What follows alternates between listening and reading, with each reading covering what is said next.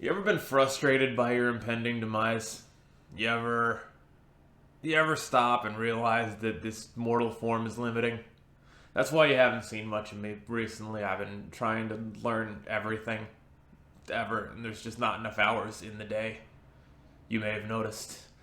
But fortunately, the book I'm going to talk about has presented us with means of overcoming mortality and ascending to godhood, and also biohacking our brains to not be affected by the imprinting that occurred during our childhood. It's a very ambitious endeavor by one of those acid freak, psychedelic, celebrating Timothy Leary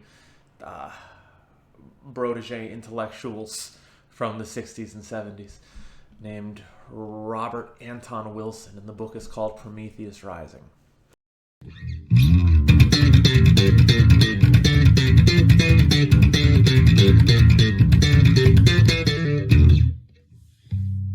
So, Prometheus, obviously, in this context, would be stealing the fire of being able to program our own consciousness. Presumably, that is the rising portion. He didn't talk much in specifics ever. Okay, so the book was great. I loved the book, first off.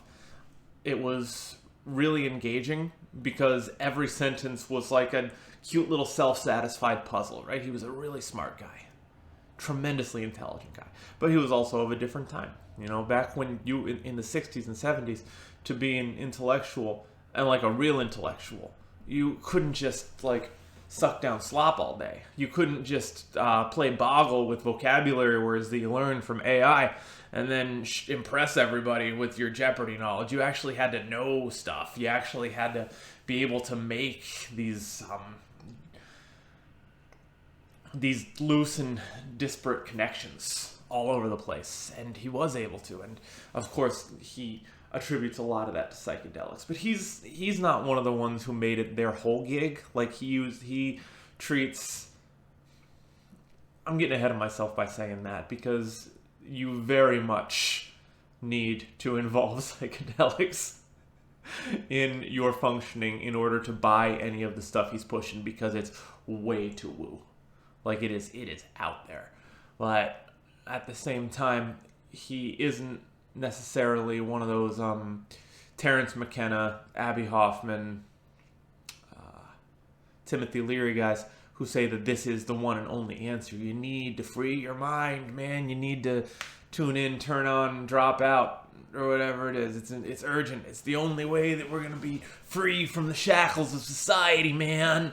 But like, he does talk about the shackles of society and talks about freeing oneself from them, but his society is self-imposed.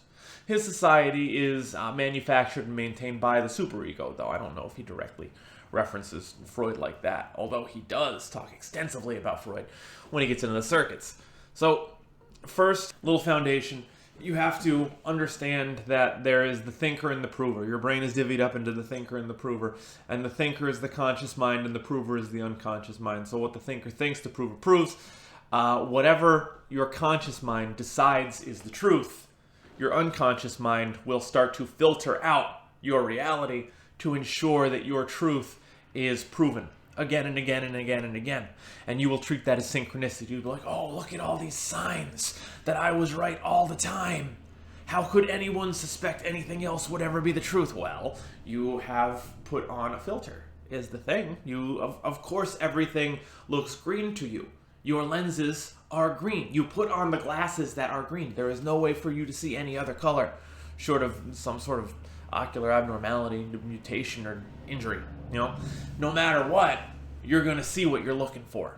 So that's the thinker and the prover, and that's foundational to his understanding of reality tunnels. And the reality tunnels, he uses examples like Patty Hearst to talk about reality tunnels, where Patty Hearst was essentially Paris Hilton before. And she was sort of she was leftist, like noisily blue-haired and performatively compassionate leftist. You know, everyone you went to college with, she was like that. And then she joined up with the Trans-Siberian Orchestra. What the hell are they called? Symbionese liberation army, and then they give her a Tommy gun, and she's out there doing terrorism. So her reality tunnel, according to our boy Wilson, changed radically in this time, because at one point she was just making sounds, but she was still living in the lap of luxury. You know, she made noise about identifying strongly with these liberation concepts, but she had no skin in the game. And then she goes into the trunk of that car, and she is reborn, and her reality tunnel changes so radically. When she emerges from the trunk of that car, everything is different now. She's actually this terrorist. There's no going back. No, everything has shifted, right? So the thinker had adjusted so radically that now the prover is reproving all this different stuff, all this stuff that she kind of had ideas about but never saw firsthand until she came out of that trunk. Yeah. Sets the stage for like the initial underpinnings of what we're talking about. And then there's also the idea of imprinting. So we are the sum of our influences and experiences. This is sort of reductionist, but it's also foundational to pretty much every form of psychology that you have ever heard of that doesn't involve some kind of wizardry. And even the ones that do are pretty reliant on the expectation that the things that happen to us influence how we think and behave. In the same way, if you are stabbed, you will have a scar. That's not an opinion. That's just how it happens. And the same thing happens to your brain. Right? So that's imprinting. And depending on what stage these imprints occur, they will change the way that your reality tunnel looks and the things that your prover attempts to prove. Right?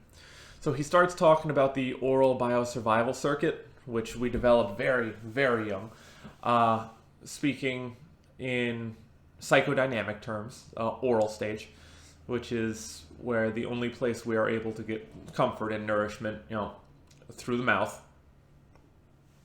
And we are most concerned in this phase with comfort and survival. That's it. We're only concerned with feeling good. So people who get stuck in this stage tend to get a little chubby, and get a little cowardly, because it is the first stage. You're basically a large baby. You never really escalated beyond being a very large baby. And that's fine for you. But it locks you out of the other 8 stages. 4 stages are real. Real as in I believe in them, but also real as in they are demonstrable empirically and falsifiable. Well, the other ones are falsifiable. But they can be subject to scientific scrutiny, and you'll still have something at the end of that.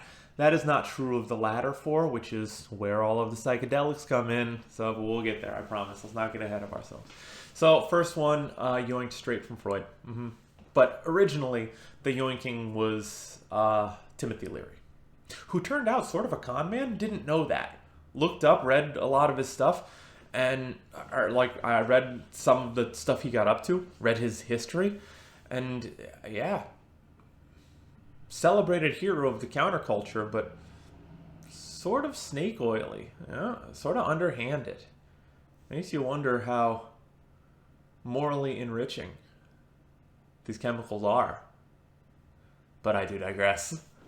Next stage is the anal territorial circuit, which governs our understanding of the social pecking order for all intents and purposes. So this is when we get beyond the phase of comfort, when we get beyond the basemost level of Maslow's hierarchy, we then become concerned with power. We become concerned with our placement in the grand scheme. Grand Pecking Order by Oysterhead, phenomenal song. But I remember in the book him talking about this sort of compass that develops in us at this point. There was hostile strength and friendly strength, hostile weakness, friendly weakness, right? So how he laid this out was these are sort of where we fluctuate toward, and ideally a human being should be able to flip between each of these dependent on the circumstances. You should spend more time on the friendly side, obviously, but it's not always appropriate. So for the full human experience, you will need to switch through all of these categories sometimes. Though, generally speaking, you will not be served spending much time in hostile weakness. There are people who pick a favorite and get stuck there, and that becomes maladaptive. So the idea behind the strengths, for example, hostile versus friendly strength. Friendly strength, self-explanatory, but if not checked, becomes people-pleasing. Because you are trying to use your power for everyone else's benefit. And, aren't you just a Christ-like figure? Aren't you just the martyr himself? But you do that long enough, you will eventually burn yourself out. You're going to keep putting others above yourself in pursuit of being perceived as this great, friendly, strong character. And so you become so reliant on this external validation that you lose your core. So, though it is probably the best of the options, it's not the best option. And then you have hostile weakness, which is just a fascist. Like a total totalitarian. I stand corrected. An authoritarian, not a fascist, because fascism implies banding together. That's sort of their whole deal. But totalitarian, a dictator, a tyrant, someone who gets into a middle management position and lords over others because they're right and you're wrong, that sort of thing. So they will typically overrule. This narcissistic behavior will compel them to overrule those who exhibit the friendly strength, because the friendly strength is trying to minimize conflict. Can't we all just get along? Can't we do what's best for everyone? Whereas the hostile strength will not abide someone overruling them. How dare you, right? So again, that's boundaries at a certain level, and that's exemplified by the delineation between the hostile and friendly strength. Because the hostile strength is capable of setting better boundaries than is the friendly strength. And so the friendly strength, despite the fact that they're often more powerful and more capable, are overpowered by the one willing to make it a problem. The squeaky wheel, as it were, right? And then there's the friendly strength, which is Jerry from Rick and Morty. They're worm-like and appeasing. And same deal, they don't want to make any problems, but they're too weak to be a problem. Please, that sort of thing. And hostile weakness. This is often evil, right? This is the paranoids, the extreme paranoids, the destructive paranoids, because they're convinced everybody's out to get them. They're convinced it's a conspiracy against them. They've got tremendously low self-esteem, and the only time it would really be appropriate for you to imagine that everyone's out to get you is if everybody's out to get you. If you're actually in a situation where you are being treated unfairly, where you are being adversely targeted, then for the maintenance of your own ego, for the maintenance of your own, for authenticity and integrity's sake, you have to acknowledge the reality of the situation. You have to acknowledge that, yes, in this case, you are being singled out. Probably has nothing to do with you, but that doesn't change the fact that these people are your enemies. And pretending that they're your friends does not benefit you or them.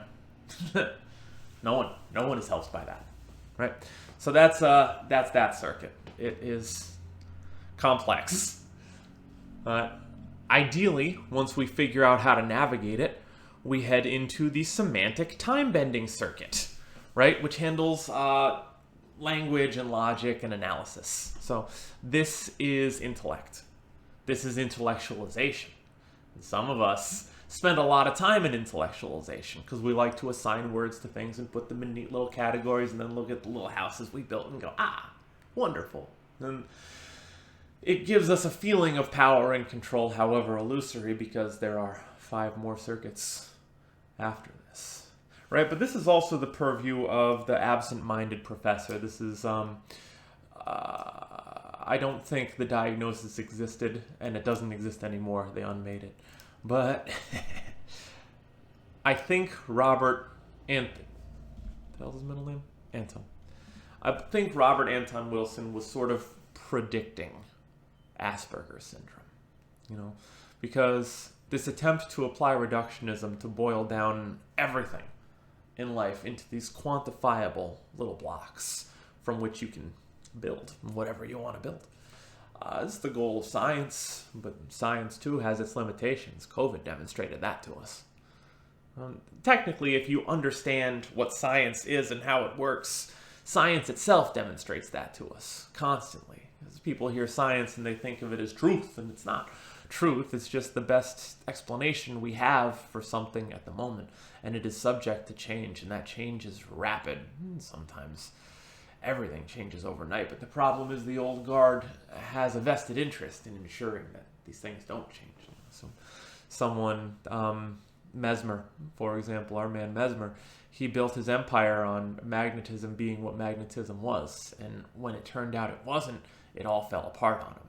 And now the only ones who really know of Mesmer are history buffs or early psychology enthusiasts. Mesmer isn't a household name, as he should have been, considering what he was suggesting, as Freud or Jung are.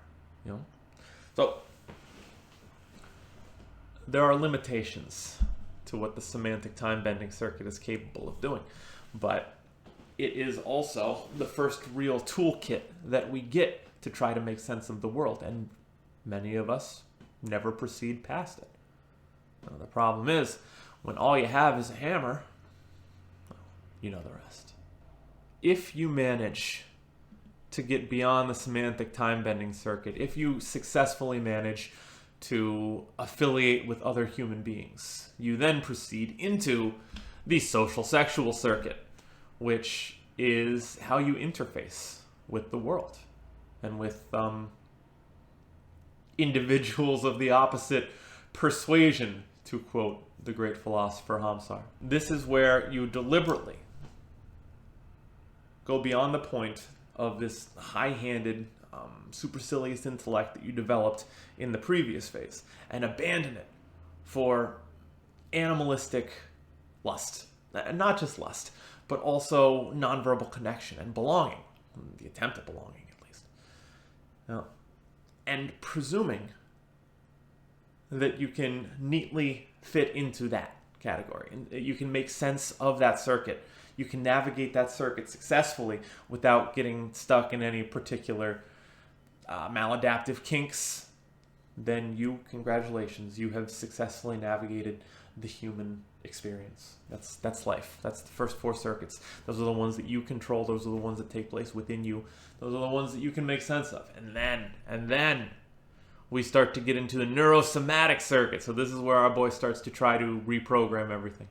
He talks about the mind-body connection, holistic healing, and somatic awareness. So within the neurosomatic circuit, neurology, neurons, somatic, sensation, feeling, movement. The neurosomatic circuit is doing stuff like yoga in an effort to change physical structures in your body to defeat illness and stuff like that. Faith healing. It's essentially faith healing, but it's super real because for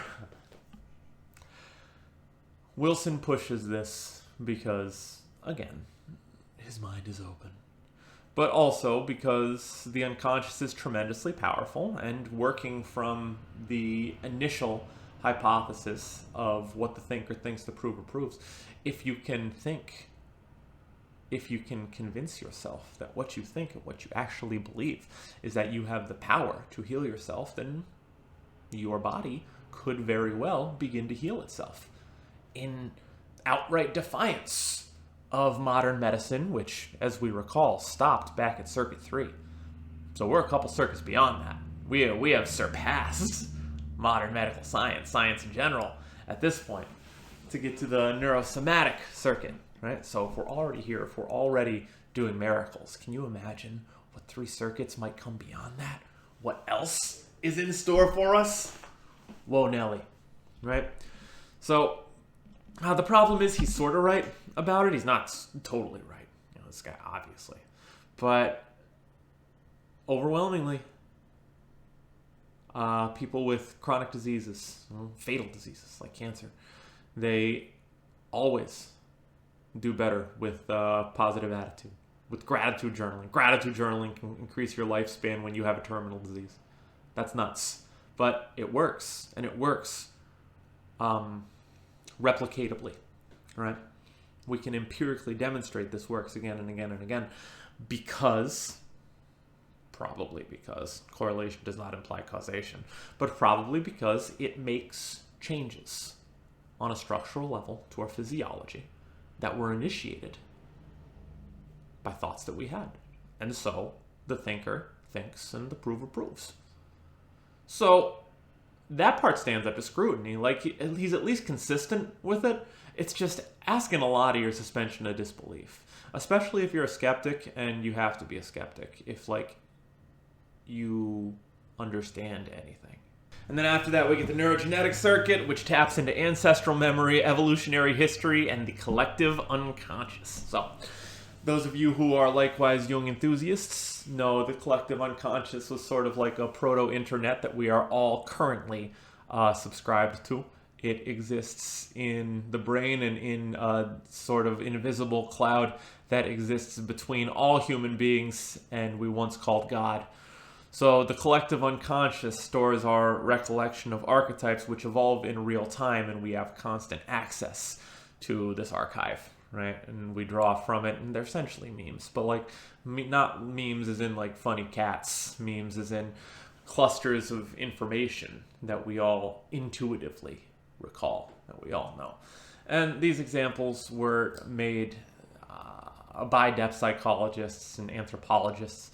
Then all of these different societies have these warrior figures and these trickster figures and these mother figures and all of these other things. And I've actually started to develop my own religion based on this understanding. I call it the pot. So whenever I can find something that seems to span all these different religions, when no matter how traditional, I got yelled at for calling them primitive by an anthropologist, no matter how traditional the society, or no matter how advanced, whatever that means, no matter how sophisticated the religion or developed, or whether it's just like charcoal on rocks, if these, whatever these recurrent themes are, I assume that they are from the collective unconscious. You know, they come factory standard with the human animal.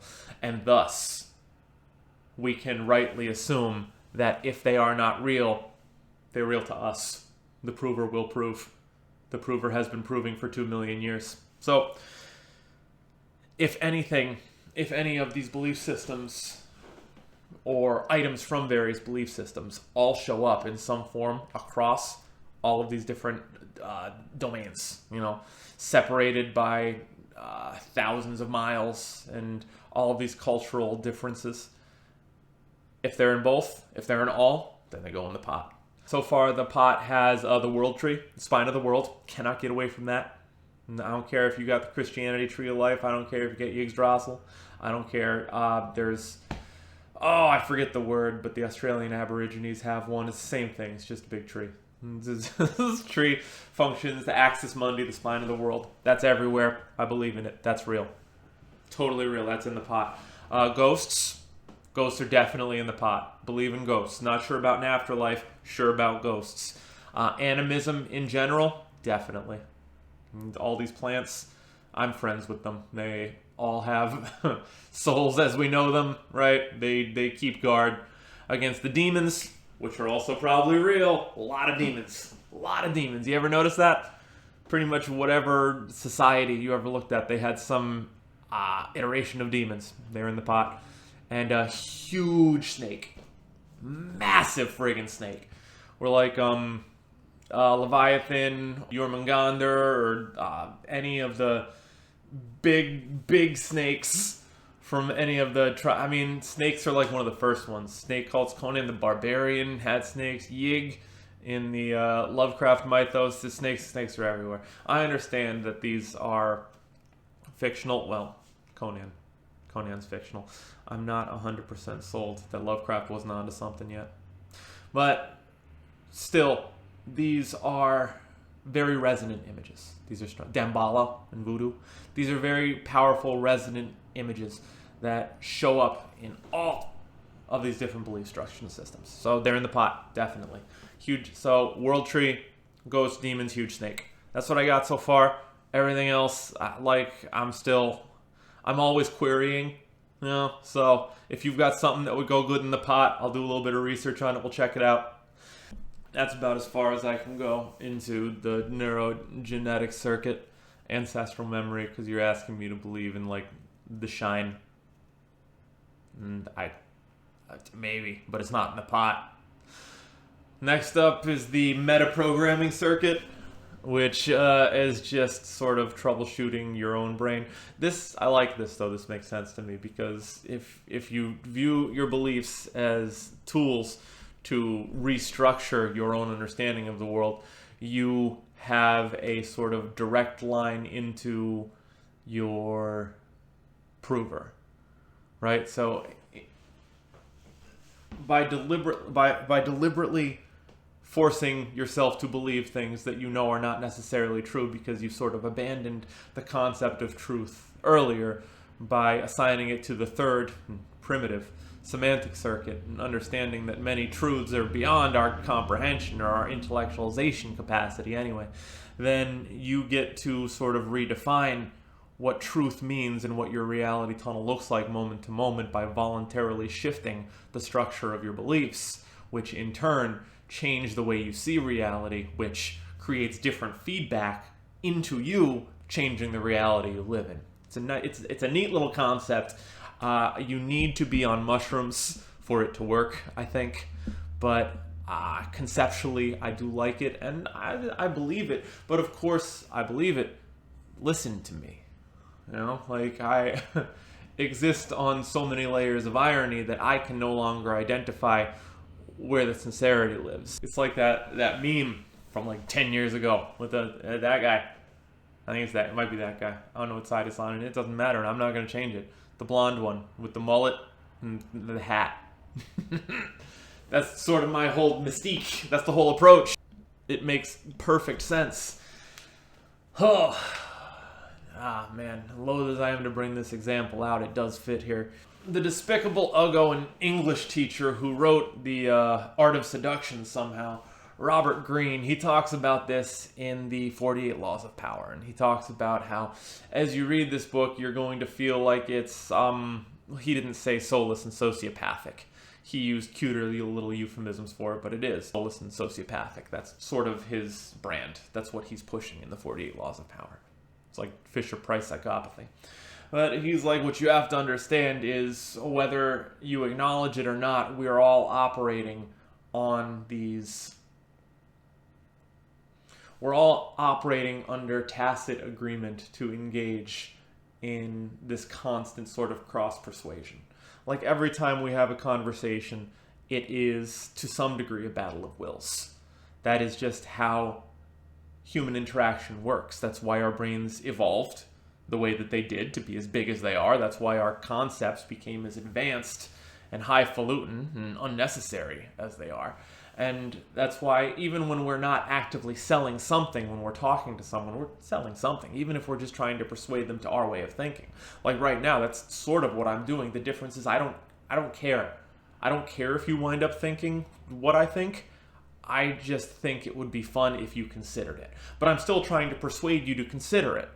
No? Again, no skin in the game. It's just how human interaction works. So what Robert Greene said was, whether you like it or not, you're engaging in this game. You may as well be honest about playing the game. There's no indignity and there's no immorality in acknowledging that we're all participating in this game. And though he's cringe, he was right about that. And it's sort of the same concept with the metaprogramming circuit. We're gonna. Whether we acknowledge it or not, it's going to happen, so we may as well acknowledge it and be conscious of it, and that gives us the ability to deliberately manipulate it and sort of chart our course rather than having our course charted for us, which never works out as well. And then the whole enchilada, the non-local quantum circuit, which deals with expanded states of consciousness, precognition, and interconnectedness to the universe. So Circuit 8 is Ascension to Godhood. I don't know, dude. Asking a lot of me, Robbie. That's, maybe he did. Maybe he did ascend to Godhood. I don't know. Maybe we currently languish in this sort of material prison under the watchful eye of Robert Anton Wilson. Who's to say? I won't know until I'm dead, and maybe even then I won't know because I might come back as a ghost.